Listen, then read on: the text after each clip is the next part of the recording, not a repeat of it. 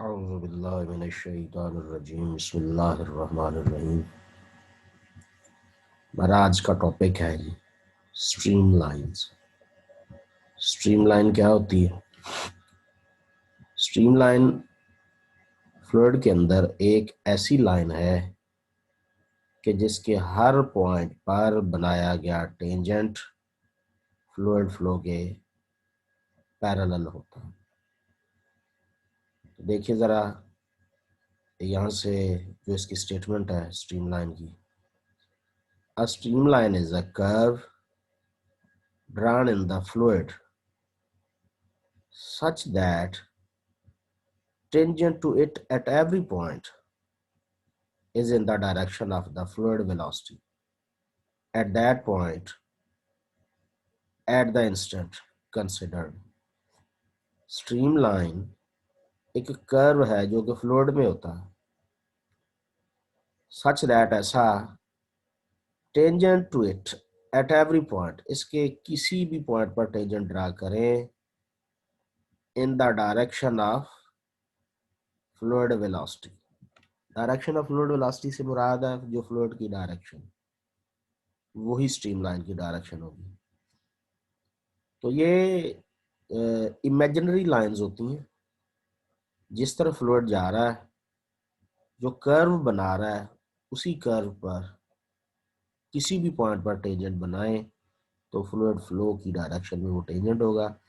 A streamline is also called line of flow since a streamline is everywhere parallel to the direction of flow. ये देखिए जो बात definition में की गई वही बात एक दूसरे अंदाज में यहाँ पर की गई है।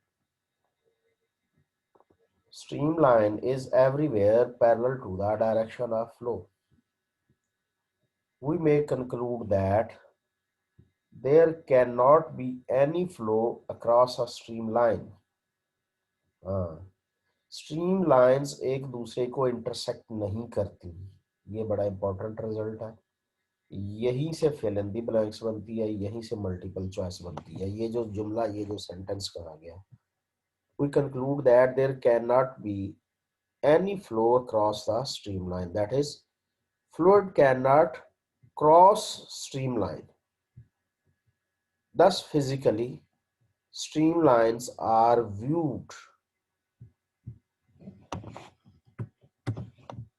thus physically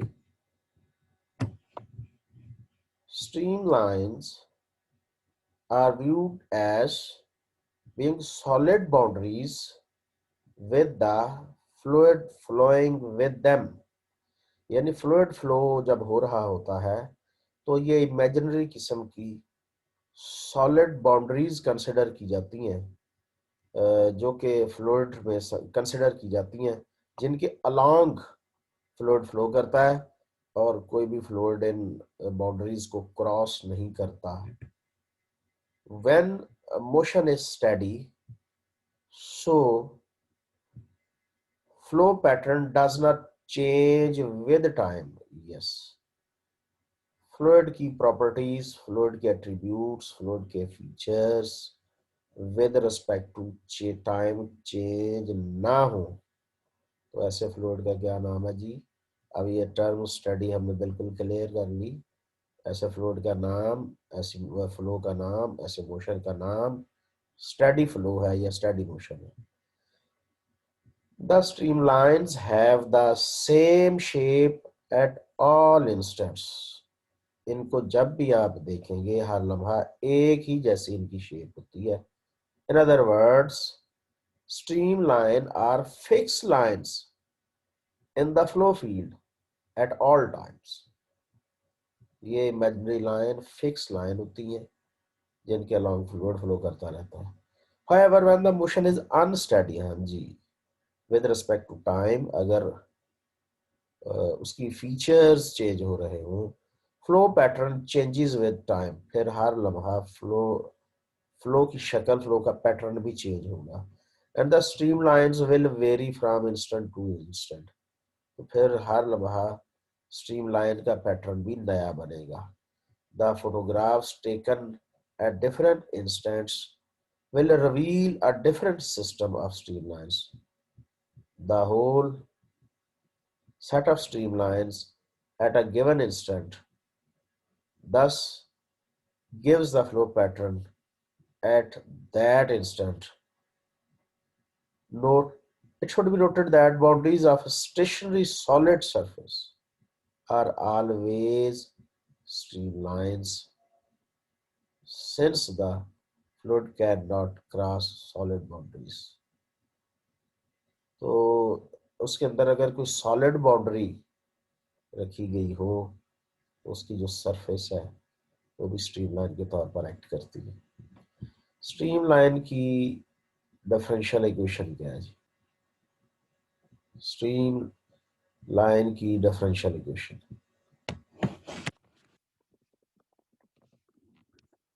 since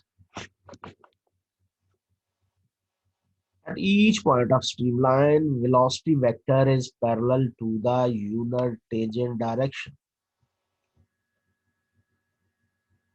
dr over ds unit tangent vector के पैरेलल होगी to the streamline at the, therefore v cross ds equal 0। दो वेक्टर, ये एक v और दूसरा unit tangent vector T unit vector D R over D S, ये दोनों vector parallel है, क्रॉस प्रोडक्ट 0 होगा। तो v cross D R equal 0। अब इसे एवेलुएट कर ले, आई जे के v के कंपोनेंट्स हमारे पास U V W, D R के components D X D Y D Z, ये डिटर्मिनेंट एवेलुएट कीजिए तो ये हमारे पास ये वाली एक इक्वेशन बनेगी। ये तब 0 होगी अगर इस वेक्टर का हर कंपोनेंट, ये कंपोनेंट भी 0 हो, ये कंपोनेंट भी 0 हो और लास्ट कंपोनेंट के वाला भी 0 हो। अच्छा, अब जब ये 0 हो जाएंगे तो ये नेगेटिव टर्म, नेगेटिव पार्ट दूसरी तरफ, अगली इक्वेशन का भी दूसरी तरफ, इस इक्वेशन का भी नेगेटिव टर्म अगली तरफ। यहां से फिर हमारे पास तीनों इक्वेशन से क्या बन जाएगा, यहां से हमारे पास बन जाएगा D G over W, D G over W equal D Y over V. यहाँ से भी ये तीनों इक्वेशन से हमारे पास जो बनेगी, एक दूसरी के दूसरी, तीसरी के तीसरी, चौथे के बराबर, इस तरह वहां से ये हमारे पास रिजल्ट निकल आएगा। इन इक्वेशन से ये रिजल्ट निकल आ जाए। ये जो इक्वेशन है यही स्ट्रीमलाइन की इक्वेशन होगी, खा फ्लो स्टडी हो या अनस्टडी हो। ये जो हमारे पास रिजल्ट निकला है हम इसे कहेंगे this is the differential equation of streamline. ऐसा भी हो सकता है कि ये जो है एक इक्वेशन, ये पेपर में देने के बाद आपको 4 चॉइसेस दे दी जाए, बताइए ये फलां चीज़ है, फलां है या फलां है, लेकिन सही रिजल्ट क्या होगा कि ये इक्वेशन किसकी है, स्ट्रीमलाइन की इक्वेशन। ठीक है जी, नेक्स्ट हम देखते हैं। This equation will have a pair of differential equations. Yes, यहां से दो बनेगी, which when integrated will give two equations for the streamline, each containing a constant of integration। कहता है इन्हें इंटीग्रेट करें तो दो बनेगी इक्वेशंस और दो कांस्टेंट ऑफ इंटीग्रेशन आएंगे। Streamlines are the curves of intersection of these two equations thus obtained। The equation 4 has a doubly infinite set of solutions। जी कहता है इक्वेशन 4 जो हमने इक्वेशन ऑफ स्ट्रीमलाइन बनाई है, खा वो स्टडी है या अनस्टडी फ्लो है, आप उसका सोल्यूशन बनाएंगे तो कहता है जी इनफिनिट मैनी सॉल्यूशंस बनेंगे, क्योंकि कांस्टेंट ऑफ इंटीग्रेशन में जितने कांस्टेंट देंगे डिफरेंट वैल्यू पर डिफरेंट इक्वेशन बनेगी। Particular values of these constants serve to identify a streamline. For two-dimensional flow, the differential equation reduces. हाँ, ये बात याद रखें, पहली हमने जो स्ट्रीमलाइन की इक्वेशन ये जो बनाई है ये 3 डायमेंशन फ्लो की है, लेकिन ये जो है हमारे पास ये 2 डायमेंशनल फ्लो की है. In this case, streamline will obtain by integrating question 5. Since there will be only one constant of integration, we will have infinite number of different streamlines corresponding to different values of constant. A particular value of constant serve to identify this. A particular value, एक value के लिए एक line बनेगी, दूसरी value के लिए दूसरी line बनेगी. तो अब हम जरा एग्जांपल के जरिए इसकी वजाहत करते हैं जी. Find the equations of streamline for the following flow fields. अच्छा, यहाँ एक बात आपको बताना जरूरी है. स्ट्रीमलाइन की डेफिनेशन या उसकी डिफरेंशियल इक्वेशन ये तो हमेशा से पेपर में आती नहीं है.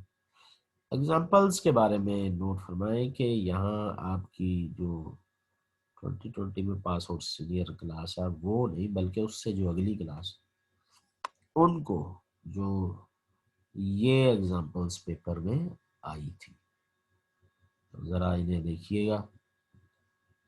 यू वी दो कंपोनेंट है, ये भी दिए हुए हैं सेकंड पार्ट में. पहले का सॉल्यूशन है, since velocity field is steady and two dimensional therefore from, वो जो हमारे पास डिफरेंशियल इक्वेशन है टू डायमेंशन की वो क्या है भला, dx over u equal dy over v, ये होती है. ठीक है जी. अब यह वैल्यूज पुट कर दीजिए. dx ओवर u, ये जो u है यहाँ पुट कर दीजिए. ये जब पुट किया गया तो फिर दूसरी तरफ v की वैल्यू dy ओवर v इन्हें पुट कीजिए, तो जो कॉमन फैक्टर है वो खत्म हो जाएगा, ये हमारे पास बाकी आ जाएगी dx over x equal dy over y, which on integration gives. आप इनको सॉल्व कीजिए तो ये natural log y equal natural log x plus natural log c. तो यहाँ से डिफरेंशियल इक्वेशन का सॉल्यूशन आया y equal cx, where c is constant of integration, hence the streamlines are, ये हमारे पास जो streamline है, hence the streamlines are straight line radiating from the origin as shown in the figure. Yes, ये जो infinite many solutions आए हैं और ये स्ट्रीमलाइन बनी है, इनकी फिगर ये बनाई गई है. इसमें c की वैल्यू 0 होगी या c की वैल्यू 1 होगी तो ये हमारे पास होगी ये क्वेश्चंस, c की वैल्यू -1 होगी ये होगी. तो इस तरह हर वैल्यू, c की वैल्यू 2 होगी, 3 होगी, 4 होगी, 5, 6, तो यहाँ पर इन्फिनिट मैनी ऐसे लाइंस बनती चली जाएंगी. ये जी पहला पार्ट हमने सॉल्व कर लिया. लाइकवाइज दूसरा पार्ट है, इसमें हमारे पास टू डायमेंशनल फ्लो की दो दी गई हैं. वही formula dx over u equal dy over v, values लगाई गई, ये बन गई. इनको सॉल्व किया गया तो ये हमारे पास X Y equal C, X Y equal C, ये डिफरेंशियल इक्वेशन का सॉल्यूशन आया. तो ये इन्फिनिट मैनी स्ट्रीमलाइंस है.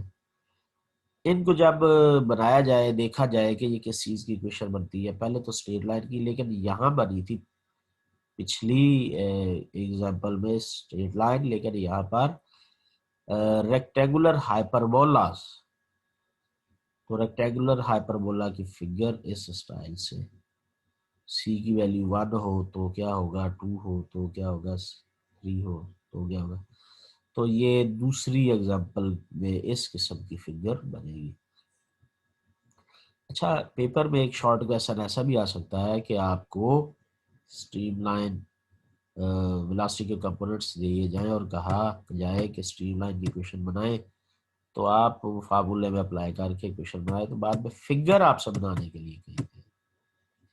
क्या कहा जाएगा जी, फिगर बनाने के लिए. अच्छा, इस एग्जांपल में flow moves down and the right established arrow heads shown. Note peculiarly that the two streamlines when c equals 0 have opposite direction and intersect each other. This is possible only at the point where uv equals 0, when which occurs at the origin. Such point of zero velocity is called stagnation point. बड़ी ही important बात आई है। यहाँ आपने comment section में जाकर definition लिखनी है streamline की, ठीक है जी, उसकी डिफरेंशियल इक्वेशन की।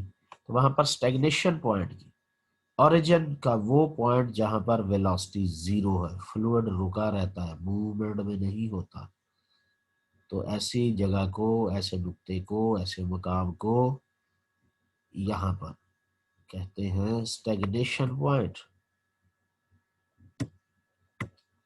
नेक्स्ट है ये हमारे पास velocity component for a certain three-dimensional incompressible fluid flow UVW। एक क्वेश्चन पीछे अभी बाकी रह गया, वो भी आपने कमेंट सेक्शन में जाकर आंसर करना है कि रेक्टेंगुलर हाइपरबोला क्या होता है, ठीक है जी, इसका भी आपने जवाब देना। कहता है जी इक्वेशन ऑफ स्ट्रीमलाइन ये है, तो जो UVW की वैल्यू दी गई वो यहाँ लिखिए। यहाँ से दो इक्वेशंस बन जाएगी, इन दो को मिलाकर एक, फिर इन दो को मिलाकर दूसरी, इनका सोल्यूशन लें तो ये हमारे पास दो डिफरेंट किस्म की इक्वेशंस बन रही हैं, ठीक है जी, दो ही कांस्टेंट ऑफ इंटीग्रेशन है। पहली क्या है जी, family of planes through z axis. दूसरी क्या है, फैमिली ऑफ सिलिंड्रिकल सरफेस, यहां सिलिंड्रिकल सरफेस बनेगी, ठीक। Streamlines are the curves of intersection of plane 1 with the cylindrical surface 2। तो यहाँ 1 वैल्यू देने पर एवेलुएट किया गया पहला कांस्टेंट, वही 1 वैल्यू देने पर दूसरा कांस्टेंट भी एवेलुएट किया गया। Equation of streamline passing through the points are this. अगर हम 1 वैल्यू देते हैं तो स्ट्रीमलाइन की इक्वेशन ये बनेगी। 12 है जी, the velocity component for unsteady two dimensional incompressible for a flow field, find the equation of streamline passing through the point. भाई ये आप जो एक आई है वो एग्जांपल आपने खुद करनी है। अब differential equation for the streamline in cylindrical coordinate, yes, cylindrical coordinate में डिफरेंशियल स्ट्रीमलाइन की इक्वेशन क्या हो, ये आपने खुद करनी है, खुद पढ़नी है, ठीक है जी। फिर differential equation for the streamline in spherical coordinates, इनकी इक्वेशन क्या होगी। पेपर में अगर क्वेश्चन आता है कि इन्हें डिराइव करें तो ये आप डिराइव ही करेंगे, ये दोनों आपने खुद डिराइव करनी है, ठीक। तो आज का लेक्चर इतना ही। स्ट्रीम ट्यूब हम इंशाल्लाह नेक्स्ट टाइम पढ़ लेंगे, फिलहाल आज के लिए इतना ही।